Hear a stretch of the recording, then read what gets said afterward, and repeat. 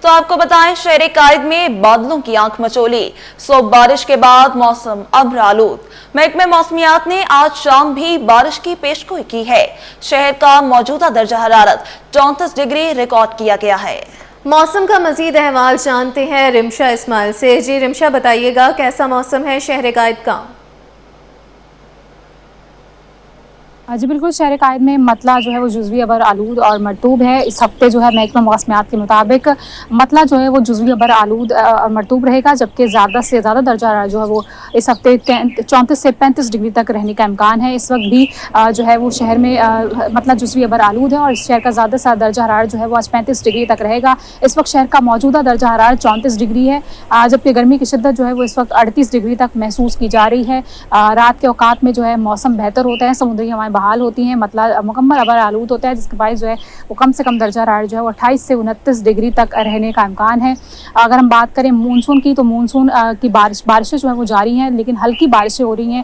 صبح سویرے بھی شہر کے مختلف علاقوں مہران ٹاؤن، کورنگی، کریم آباد اور اطراف میں ہلکی بارش ہوئی ہے، جس کی ڈیوریشن 1 سے 2 منٹ تھی۔ محکمہ موسمیات کے مطابق کراچی میں جولائی کے مہینے میں جو ہے وہ تیز بارش کا فی الحال کوئی امکان نہیں ہے۔ امید ہے کہ اگست میں جو ہے وہ تیز بارشیں ہو سکتی ہیں۔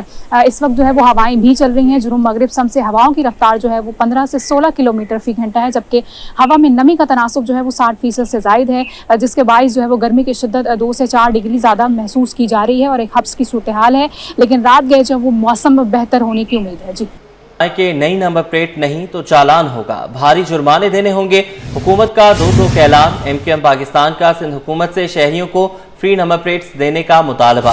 متحدہ رہنما فوزیہ حمید بولی، موٹر سائیکل اور گاڑیوں کی نمبر پلیٹس شہریوں کو بلا معاوضہ فراہم کی جائیں۔ صوبائی حکومت نئی نمبر پلیٹس کی آڑ میں شہریوں سے لوٹ مار بند کرے، شہریوں کے ساتھ ہونے والی زیادتی پر خاموش نہیں رہیں گے۔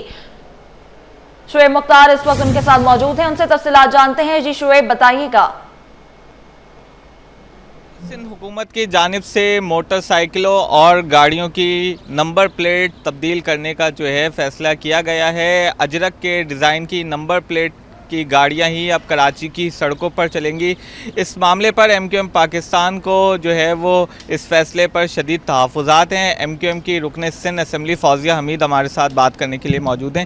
یہ بتائیے گا کہ حکومت کا جو فیصلہ آیا ہے اس کو کس طرح سے دیکھتی ہیں آپ اور کیا تحفظات ہیں اس پر؟ دیکھیے، پہلی بات تو یہ ہے کہ انہوں نے جو اجرک کی جو نمبر پلیٹس لگائی ہیں، مجھے نہیں سمجھ آ رہی کہ ان کے مشیران کون ہیں، کون ان کو یہ مشورے دے رہے ہیں۔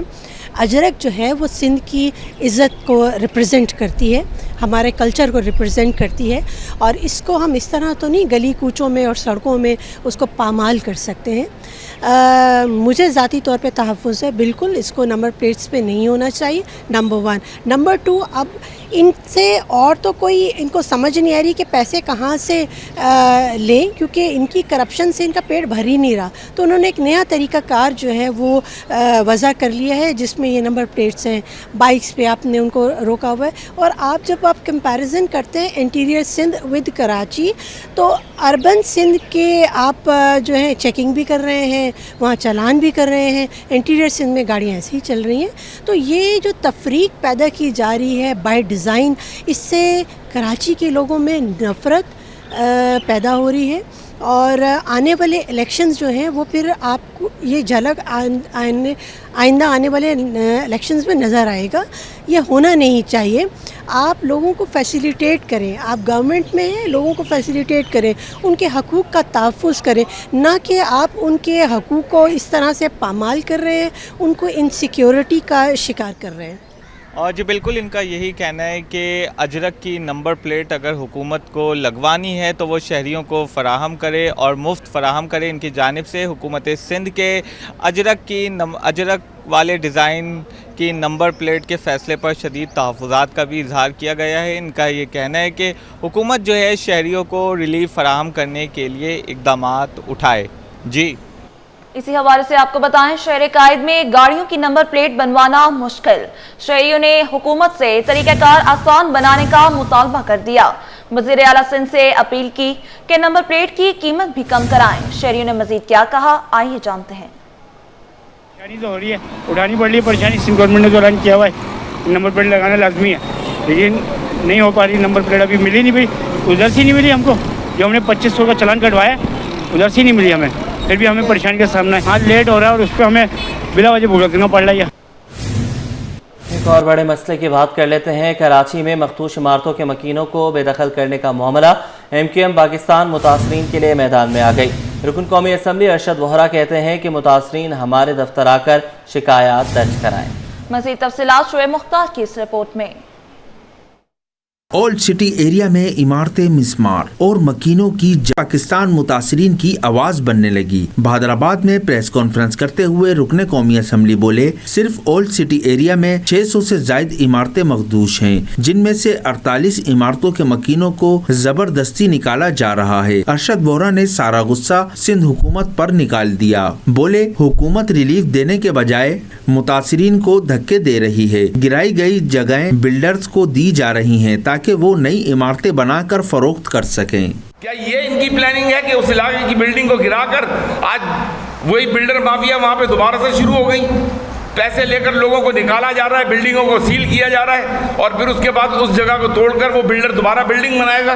उन लोगों को जिनकी ज़मीन की, जिनके फ्लैट की वैल्यू 75 लाख 80 लाख रुपए है, उनको 10 15 लाख रुपए में टरखा कर वो बिल्डर के हवाले ज़मीन करेंगे और फिर बिल्डर वहाँ दोबारा बिल्डिंग खड़ी करके अपने जो उसको फिर महंगे दामों बेचेगा।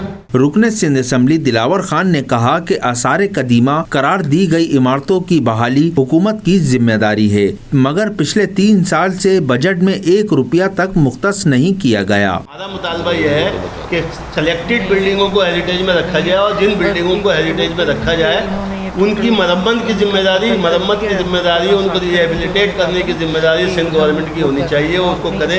अगर वो फंड रखती है, पिछले 3 साल से 1 रुपया इन्होंने हेरिटेज बिल्डिंगों की मरम्मत के लिए नहीं रखा, कोई रुपया नहीं रखा। पिछले साल इस साल बजट तकरीर में भी मैंने बात की कि भाई हेरिटेज बिल्डिंगों के लिए फंड रखो, नहीं तो उन्हें हेरिटेज से निकालो। MQM पाकिस्तान के रहनुमाओं ने खबरदार किया कि अगर मुतासिरा मकीनों के मसाइल हल न हुए तो MQM वजीर आला हाउस के बाहर एहतजाज करेगी। मुतासिरीन को किराया, इलाज और आरसी रिहाइश देने के साथ साथ तमाम मामलात पर बनने वाली कमेटियों में अवामी नुमाइंदों को शामिल किया जाए। कैमरामैन राना झांझब के साथ शोएब मुख्तार, सिटी 21। गैर कानूनी तामीरात के खिलाफ कार्रवाई का अमल तेज। PECHS में ऑपरेशन शुरू। 3 मंजिला इमारत की 3री मंजिल को गिराने का काम जारी है। डायरेक्टर डेमोलिशन कहते हैं कि आज 7 मकामात पर ऑपरेशन किया जा रहा है। तफसीलात जान लेंगे अक्सर शेख से, जो इस वक्त SPCA के डायरेक्टर डेमोलिशन अब्दुल सज्जाद के साथ हैं। बताइएगा। आज बिल्कुल यारी वाले मामले के बाद शहर के मुख्तलिफ इलाकों में जिन इमारतों पे इलीगल फ्लोर बने हुए हैं या जो मखदूश इमारतें हैं उनको गिराने का सिलसिला जारी है। उनके खिलाफ जो है SPCA की जानिब से कार्रवाई कर दी गई है। इस वक्त मैं मौजूद हूँ PECHS ब्लॉक 2 में, जहाँ पर आप मेरे खत में देख सकते हैं कि ये बिल्डिंग है जहाँ पर SPCA की जानिब से सील्ड भी लिखा हुआ गया है, वहाँ पर इनके सिग्नेचर भी है, जिसकी 3री मंजिल जो है वो गिराने का सिलसिला जारी है। SPCA डायरेक्टर सज्जाद हमारे साथ मौजूद हैं। सज्जाद साहब, आप हमें बताइएगा, ये जो बिल्डिंग है इस पे पहले कोई नोटिस, कोई चालान वगैरह दिया गया था और क्या वजूहात है जो इसको आप डिमोलिट कर रहे हैं? देखें मैडम, मसला ये है कि नोटिस 100% दिया होगा क्योंकि ये टाउन की जिम्मेदारी है नोटिस देना। आज हमारे पास इसकी फाइल मौसूल हुई और उन्होंने कहा कि ये अनऑथराइज्ड फ्लोर है, तो हमने 9:30-10 बजे के करीब टीम रवाना कर दी थी। आज इसी तरीके से हमारे कराची में 6 जगह ऑपरेशन है, 2 साउथ में, 2 ईस्ट में, 1 नॉर्थ नाज़िमाबाद में और 1 शाह फैसल में। और उसके अलावा हमारी मुख्तलिफ छोटी टीमें जो हमारे टाउन के साथ हैं वो सीलिंग एक्शन पे हैं। तो ये अनऑथराइज्ड फ्लोर था, 3rd फ्लोर, इसके डिमोलिशन के ऑर्डर थे। आज हमारे पास आई रिपोर्ट, हमें जैसे भी कोई अनऑथराइज्ड फ्लोर की फाइल आती है, टाउन के लोग आते हैं, हम फौरन उस पर इमीडिएटली एक्शन करते हैं और ये 3rd फ्लोर हम इंशाल्लाह ताला थोड़ी देर में ख़त्म कर देंगे। बिल्कुल आप ये ख़त्म कर देंगे, लेकिन जिसके घर होते हैं फैमिली की जानिब से कोई परेशानी का तो सामना नहीं होता, वो इजीली कोई परेशानी का सामना, अंडर कंस्ट्रक्शन है, इसमें अभी ऑक्यूपाइड नहीं हुई थी, अंडर कंस्ट्रक्शन है और कंस्ट्रक्शन के दौरान ही हमने जो उसको तोड़ना शुरू किया है। अभी ये फिनिश नहीं हुई थी साइट, हम तोड़ रहे हैं इसको। अच्छा, मज़ीद कितने दिन आप लोगों का ये ऑपरेशन चलेगा? देखिए, ऑपरेशन जब तक अनऑथराइज्ड कंस्ट्रक्शन जो भी हो रही है और उसको जब तक डिमोलिशन नहीं किया जाएगा, जब तक ये ऑपरेशन चलता रहेगा। گا؟ جی بالکل، SBC کے ڈائریکٹر سجاد ہمارے ساتھ موجود تھے، جن کا یہ کہنا تھا کہ شہر کے اندر جتنی بھی انآتھورائز عمارتیں ہیں یا پھر وہ فلور جو انلیگل بنائے گئے ہیں، جب تک ان کے خلاف وہ بالکل ختم نہیں ہو جاتے، یہ آپریشن جو ہے اسی طریقے سے چلتا رہے گا۔ جی اب کراچی پریس کلب کے باہر احتجاج نہیں ہوگا، سندھ امپلائیز اتحاد کا احتجاج، درجنوں ملازمین گرفتار، مزدور رہنما سید ذوالفقار شاہ اور علی مردان کو پولیس نے حراست میں لے لیا، ساؤنڈ سسٹم اور گاڑی بھی ضبط کر لی۔ مزدور رہنما قافلے کی صورت میں صدر کے علاقے میں جمع ہو رہے تھے۔ کئی روز سے جاری احتجاج کیمپس بھی اکھاڑ دیے گئے، مزید تفصیل جانتے ہیں رضوان احمد سے۔ جی رضوان بتائیے گا۔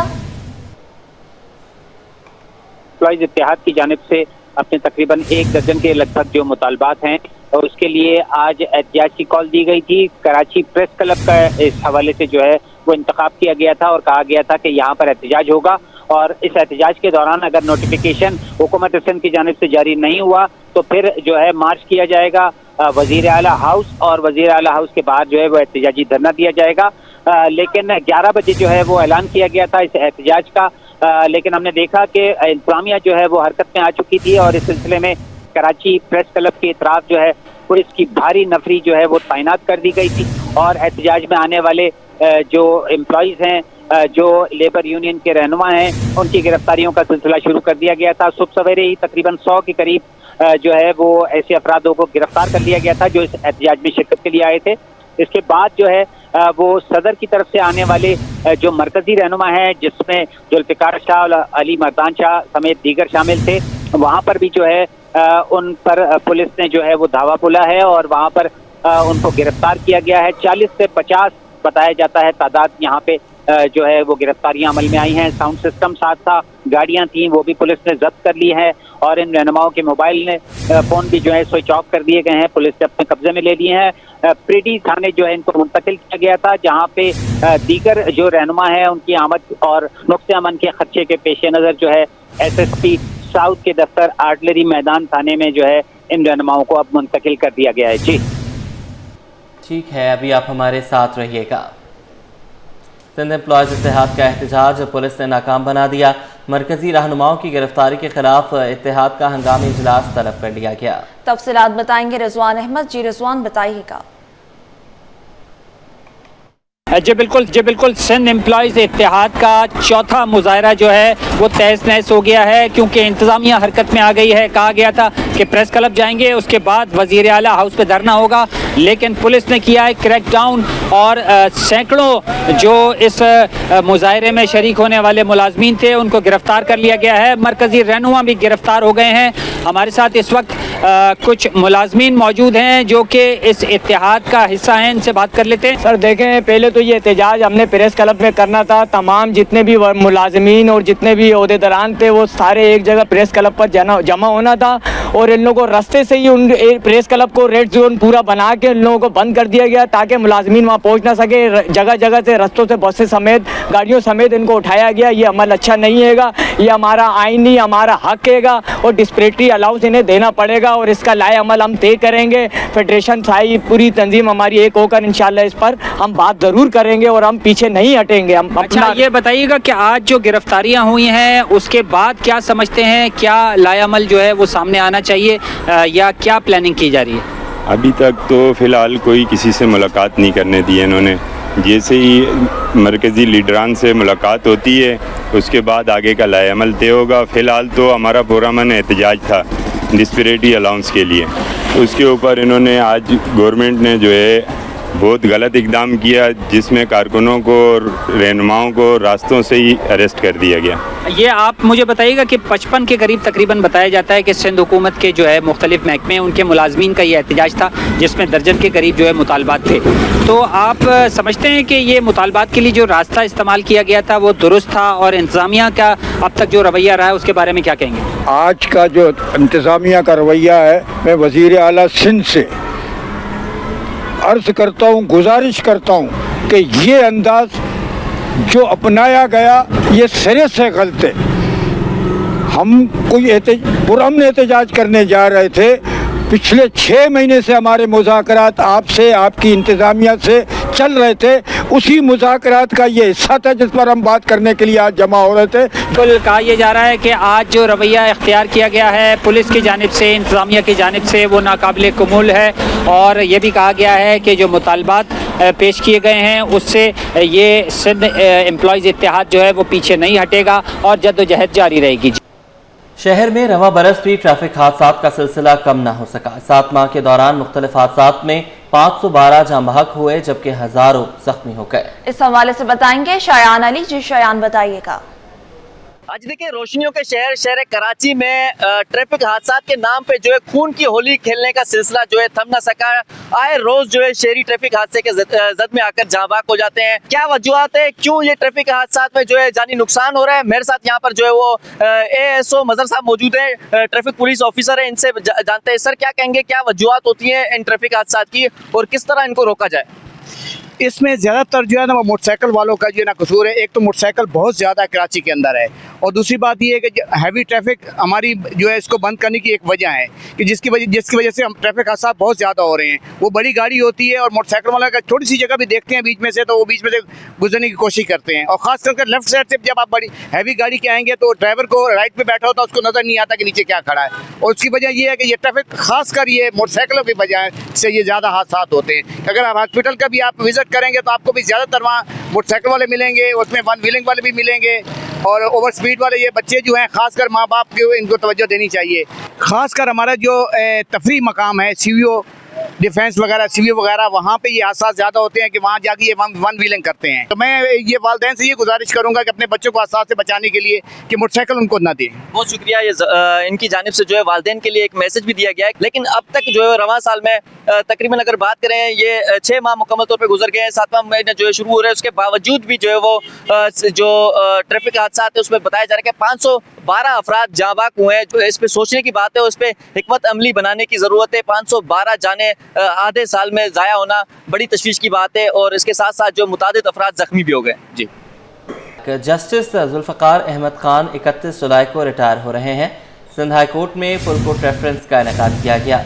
रेफरेंस में chief justice Sindh high court समेत दीगर जजेस वकला ने बड़ी तादाद में शिरकत की। मजीद जानेंगे मुमताज़ जमाली से। जी मुमताज़, क्या तफसीलात हैं?